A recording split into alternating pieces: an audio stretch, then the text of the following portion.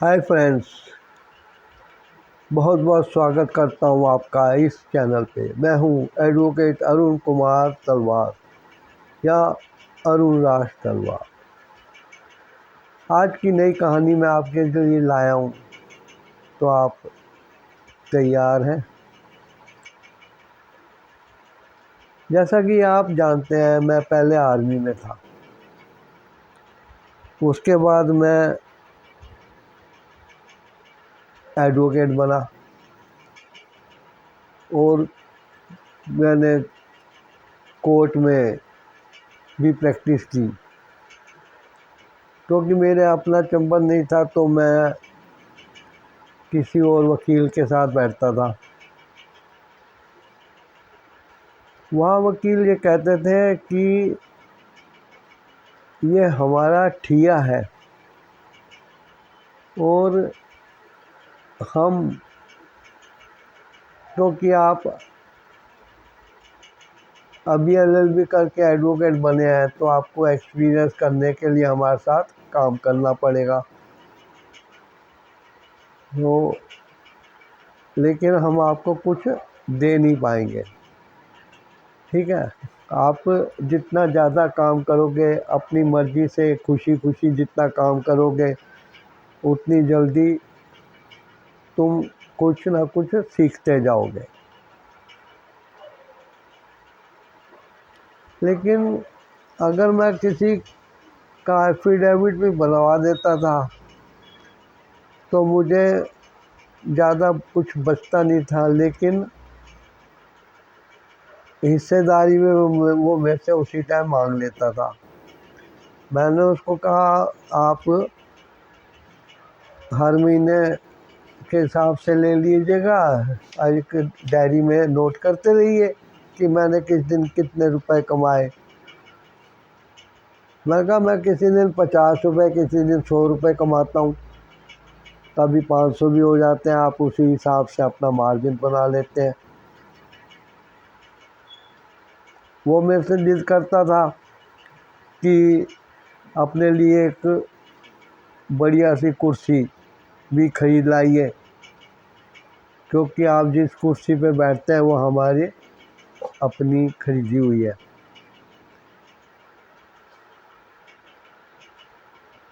मैं अपनी वही आदत जो आर्मी में होते हुए मैं सबसे सहयोग करता था, सबसे प्रेम पूर्वक बातचीत करता था, समस्याएं में उनको हल देता था। यही मैंने उधर स्टेशनरी वालों से, चाय वालों से, दूसरे चैम्बर के मुंशी वाला से बातें की तो वो लोग कहने लगे कि सारे इधर वकील ऐसे ही हैं, कोई भी आपको कुछ देगा नहीं, लेकिन आपकी कमाई से ज़रूर हिस्सेदारी चाहेगा। एक दो बार तो मैंने मौका मिलने पर लेटर जो ड्राफ्ट मैं करता था, ऐसी ड्राफ्टिंग करता था कि जज भी कहता था कि अब दूसरे वकील को मैं डेट नहीं दे पाऊँगा क्योंकि अब गुंजाइश नहीं है। तो मार पिटाई की भी नौबत आ जाती थी और मैंने फिर उसको चैम्बर में उधर जाना छोड़ दिया और फ्रीलांसिंग करने लगा। मेरे पास जो लोग मुझे उस टाइम जान गए थे वो लोग अपनी लीगल नोटिस वगैरह की, रिटर्न स्टेटमेंट की, एफिडेविट की और दूसरे कागज़ों की ड्राफ्टिंग कराने घर पे भी आ जाते थे। कई लोग मुझे कहते थे कि हमारे चैम्बर पे आ जाया करिए और इसमें हमारी मदद कीजिए, तो इससे मेरे को अच्छी कमाई हो जाती थी। लेकिन मुझे मज़ा नहीं आ रहा था, तो मैंने कहा कि ये ईमानदारी वाली जगह नहीं है। यहाँ पे गरीब क्लाइंट को, जो कि खुद हरिद्वार तक से केस लड़ने के लिए टूटी फूटी चप्पलों में आते हैं, मैले कुचाले कपड़ों में आते हैं, उनसे हम कैसे छीना झपटी करके पैसे वसूल कर सकते हैं। तब मैंने एक चार्टर्ड अकाउंटेंट जो कि साहिबाबाद में था उसके यहाँ जाना शुरू किया, क्योंकि मैं short and English short and और टाइपिंग में ही पीए बना था। तो मुझे वहाँ टाइपिंग वगैरह के लिए भी मैंने कंप्यूटर वगैरह सीख के वहाँ टाइपिंग का काम भी संभाला, और मैं चार्टर्ड अकाउंटेंट से डिक्टेशन भी लेता था, ड्राफ्टिंग भी करता था, और उनके ऑफिस के कुछ रिकॉर्ड वगैरह भी रखता था। कभी कभी मैं सेल्स टैक्स में, बैंकों में भी जाके उनके काम कराता था। उन्हीं दिनों वहाँ किसी दुकानदार ने बताया कि यहाँ जो कोने वाला पीपल वाला मंदिर कहलाता है, वहाँ के पंडित जी बहुत पहुँचे हुए हैं। तो बातों बातों मैंने पूछा भी है, कोई बात बताओ उनके बारे में। कहने लगा जी एक बार एक आदमी आया था कि उसकी दुकान नहीं चल रही, तो पंडित जी ने उसको कहा था कि 108 बार, मतलब कि एक माला रोज़ हनुमान चालीसा पूरा का पूरा 108 बार पढ़ना है दिन का, और किसी टाइम भी पढ़ सकते हैं। वो खाली दुकान में बैठ के यही करता रहता था। एक दिन धीरे धीरे उसका काम अच्छा फल फूल गया, दुकान माल से भर गई। अब तो वो दुकान जो उसे खाली लगती थी अब छोटी लगने लगी थी, और दिन में कई बार उसको माल मंगवाना पड़ता था।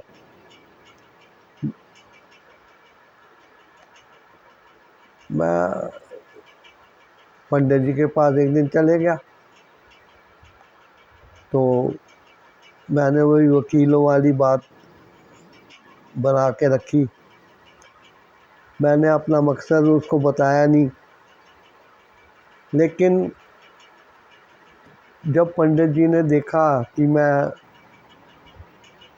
जोत में 100 के नोट भी रख देता था, तो पंडित जी जो थे मेरा कुछ ज़्यादा ही और भक्त भी करने लगे। एक दिन मैंने पंडित जी को कहा, पंडित जी ऐसे ऐसे बात है, पहले मैं आर्मी में था, एडवोकेट बना ऐसे।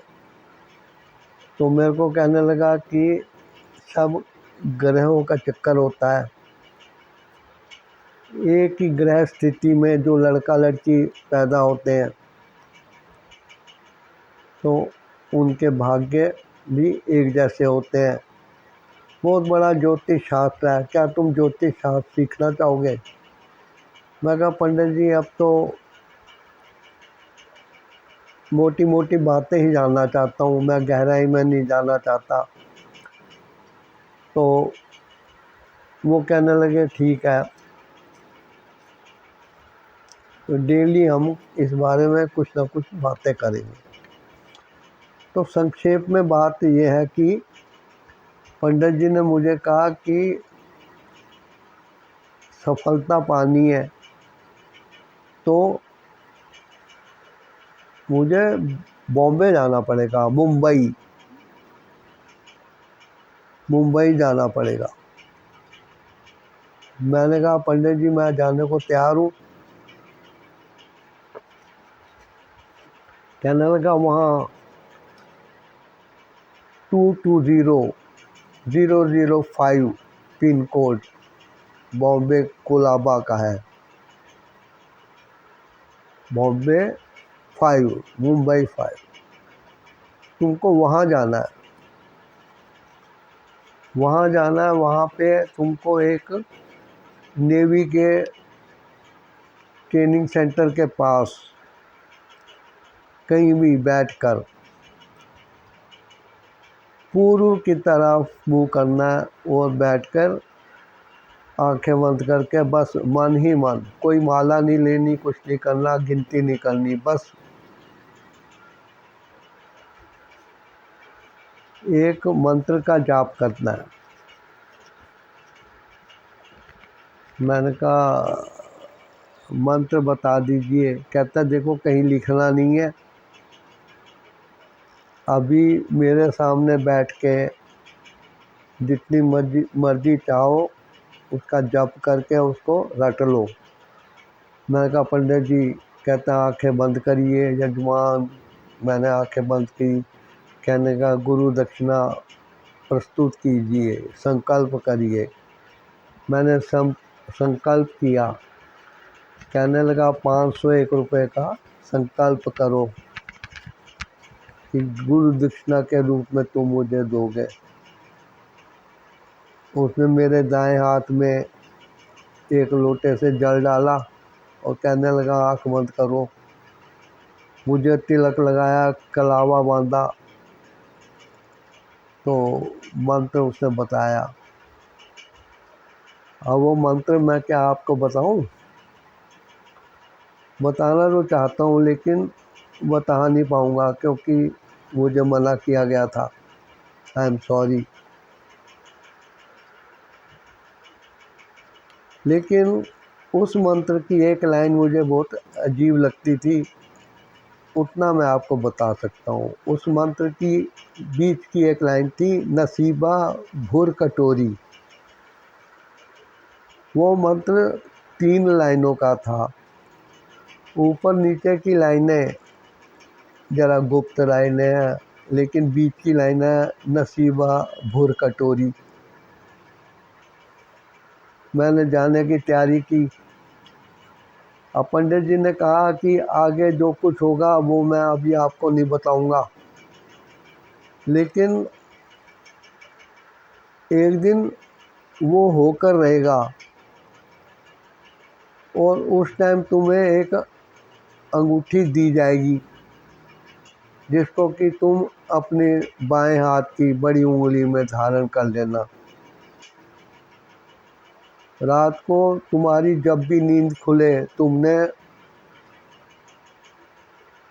उस अंगूठी के नग को अपने होठों से छुआना है रोज़। मैंने कहा ये कब से छुआना शुरू करूँगा? कहने लगा पहले मिल तो जाए यजमान, तुम अंगूठी पाने के बाद वापस लौट आना गाज़ियाबाद। तो उस टाइम तो मुझे गुरु दक्षिणा जो आपने संकल्प की है वो देना। मैं कहा पंडित जी ठीक है, मैं फिर चलता हूँ, वो जाने की तैयारी करूँगा। कहता है कल्याण हो, बोलो ओम नमः शिवाय।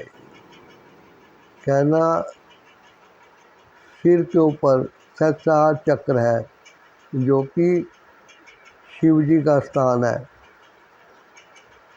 इसीलिए तुमने देखा है आकाश से गंगा जब उतरी थी तो शिव जी की जटाओं में आई थी। वो स्थान हमारे सर पे होता है। तुमने अपने सिर को दाईं हथेली रखकर ओम नमः शिवाय का जाप भी समय समय के करते रहना चाहिए। मैंने कहा पंडित जी धन्यवाद। मैं घर आया, मैंने अपनी वाइफ से कहा और बच्चों से कहा कि मैं जा रहा हूँ थोड़े दिनों के लिए बॉम्बे। तो क्योंकि आर्मी में हम लोग टेम्परेरी ड्यूटी पे इधर उधर आते जाते रहते थे, कई बार छुट्टियां भी आते थे, कई बार मैं छुट्टी में अकेला ही अपनी ड्यूटी पे पहुंच जाता था। मेरी मिसेज बाहर में आती रहती थी, इसलिए उनको कोई ऐसी अड़चन नहीं थी कि मैं जा रहा हूँ तो पीछे से कैसे घर चलेगा। क्योंकि मेरी वाइफ इस चीज़ में बड़ी एक्सपर्ट रही हैं, शुरू से ही उनको बहुत एक्सपीरियंस है। मैं निश्चिंत होकर, अपनी बुकिंग मैंने एसी कंपार्टमेंट में कराई और मैं बॉम्बे आ गया। वहाँ पे मुझे अपनी डायरी में एक साथी का एड्रेस मिला था और मैंने उससे फ़ोन पे बात कर ली थी। मेरे रुकने का बंदोबस्त उसने अपने यहाँ कर लिया था। मैं बाहर के कमरे में रहने लगा। एक बार नहा धोकर मैंने, क्योंकि बृहस्पतिवार को दोपहर के 2:30 बजे मुझे ये जॉब शुरू करना था, लेकिन मैं कोलाबा नामक जगह पे कई चक्कर काट आया और मैंने अपने लिए एक स्थान भी नियत कर लिया था जो कि एकांत में था और बैठने में भी सुविधाजनक था। ज़्यादा धूप छाँव बारिश की समस्या ना हो, ऐसी जगह थी। अब मैं उधर बैठता और भूखे प्यासे उस मंत्र का जाप करता रहता, लेकिन बीच बीच में मेरा ध्यान भंग हो जाता था, जो कि मेरी सिद्धि के लिए अच्छा नहीं था।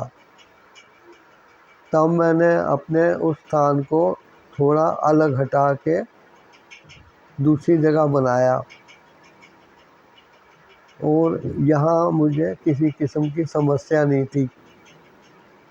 हाँ, कभी कोई गिलहरी, चींटियाँ, मेंढक, ऐसी चीज़ें उन झाड़ियों में, पेड़ों में जानवरों की, पक्षियों की चहचहाट वगैरह डिस्टर्ब करती रहती थी, लेकिन वो एक संगीत की तरह थी और मैं प्रकृति की गोद में बैठ के बहुत अच्छा महसूस कर रहा था। मुझे याद आ रहा था जब मैंने मिलिट्री की ट्रेनिंग, बेसिक ट्रेनिंग की थी, तब हम 72 घंटे का राशन जो हमें नमकीन शक्कर मिलते थे, वो अपने कोचिस वगैरह में हैबरसैक में रख के क्रॉलिंग करते हुए, उछलते कूदते, झाड़ियों से करते फरते जंगल में जाते, तो वही दिन याद आ गए।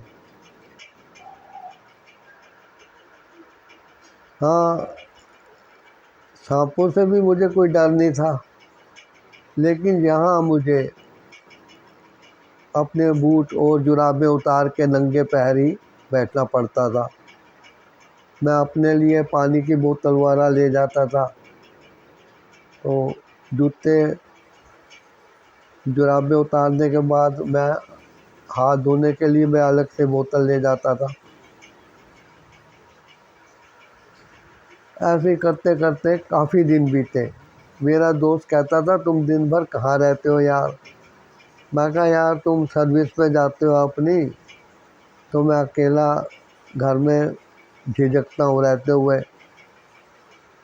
इसलिए मैं घूमने निकल जाता हूँ।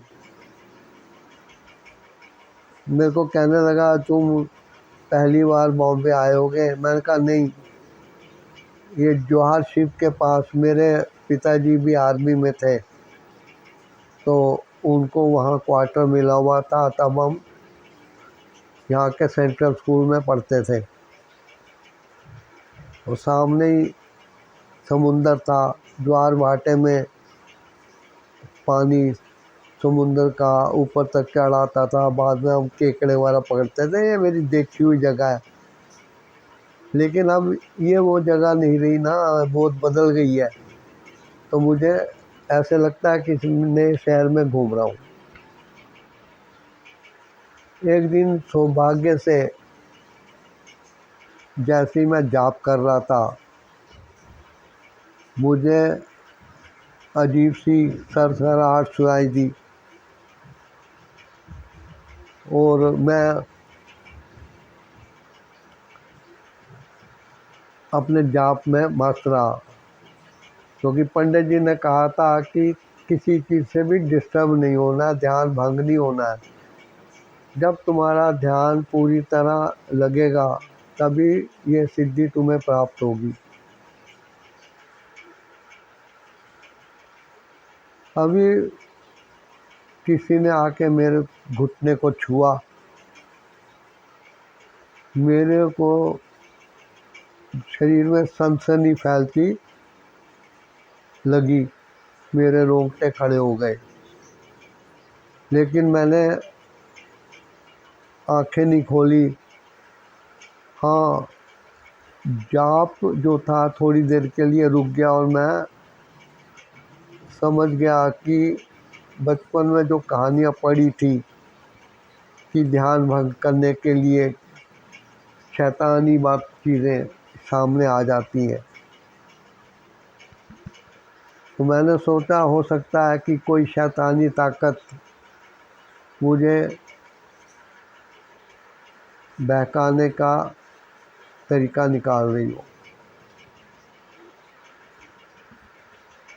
लेकिन तभी मुझे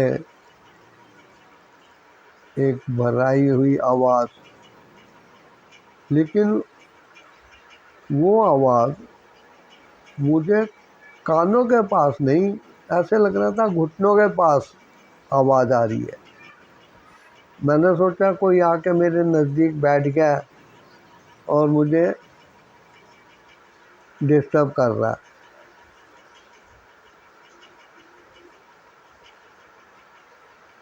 उसने मुझे कहा, अरे पीए साहब, ओ वकील जी, हमारे दर्शन कीजिए, क्यों हमें याद कर रहे थे। मैंने तुरंत घबरा के आंखें खोल दी तो देखा मेरे पास 2-2.5 फुट ऊंचा एक आदमी खड़ा था।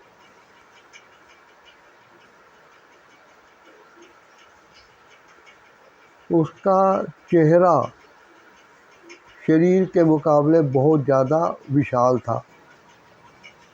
उसके घुंघराले बाल थे, माथे पर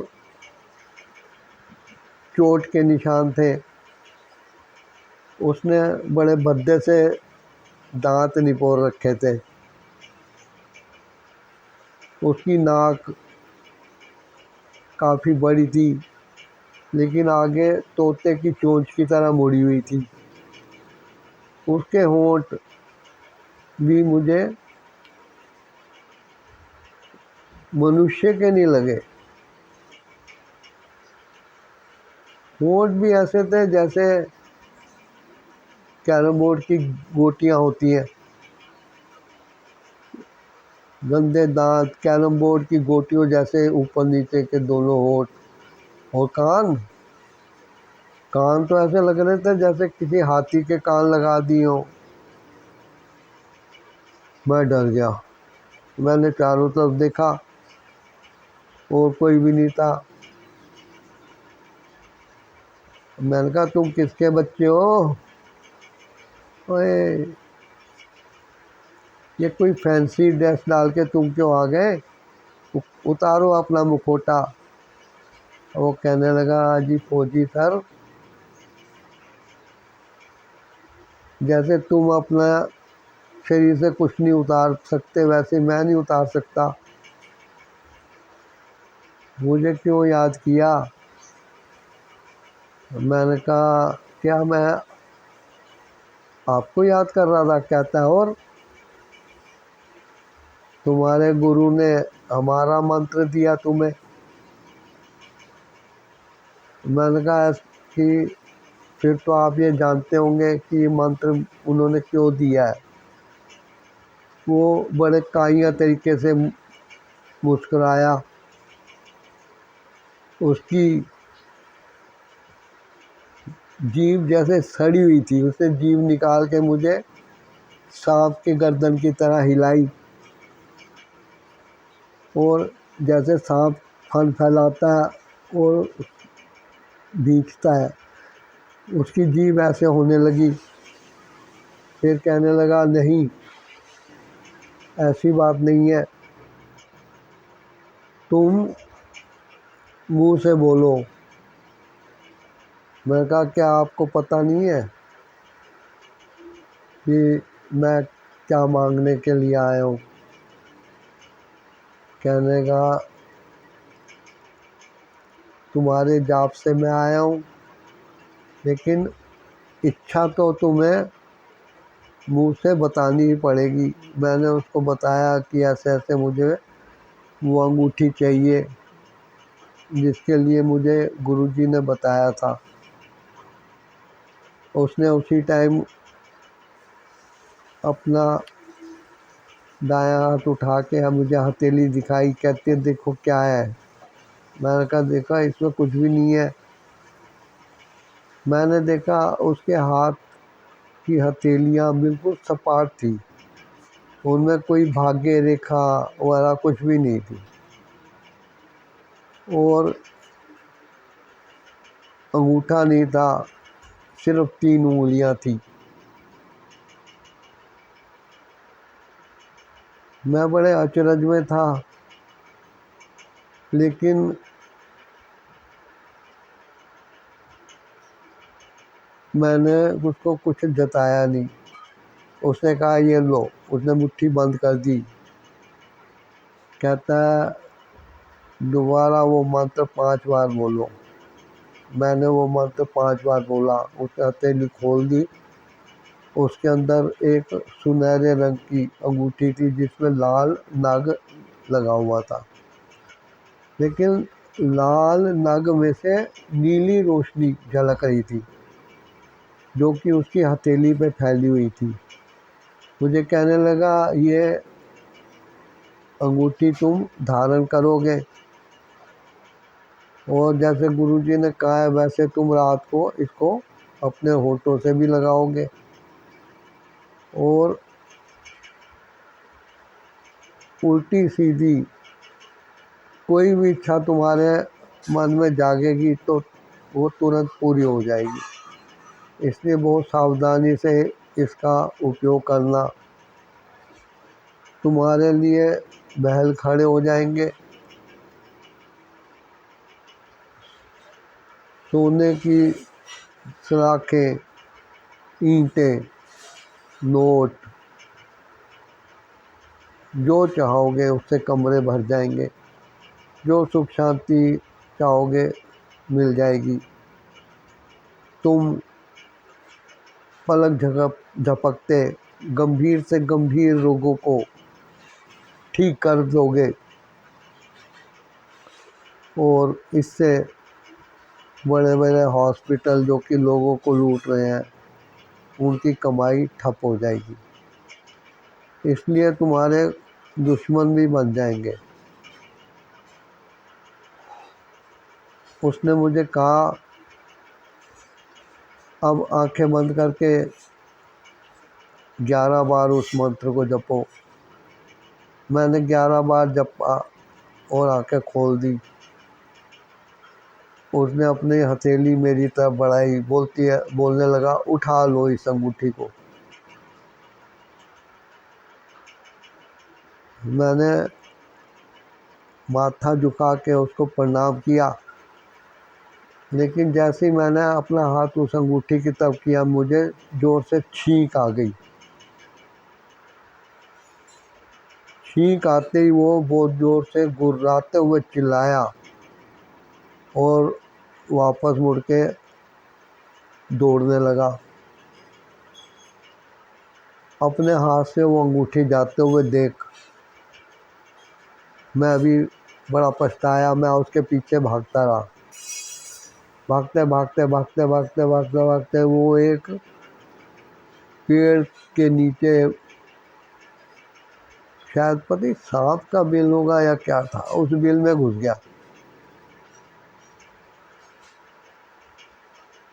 मैं 4.5-5 महीने से कोलाबा बॉम्बे 5 में रहा। मैं उस पेड़ के पास घंटों बैठा रहता, लेकिन सब कुछ लूट गया था। मैंने वापस लौटने का फ़ैसला किया और रेलवे स्टेशन पे जाके रिज़र्वेशन की लाइन में मुझे लगना पड़ा। धन्यवाद।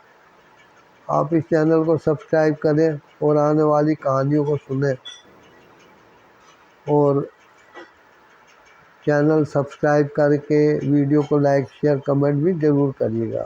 थैंक्स। मिलते हैं अगली बार।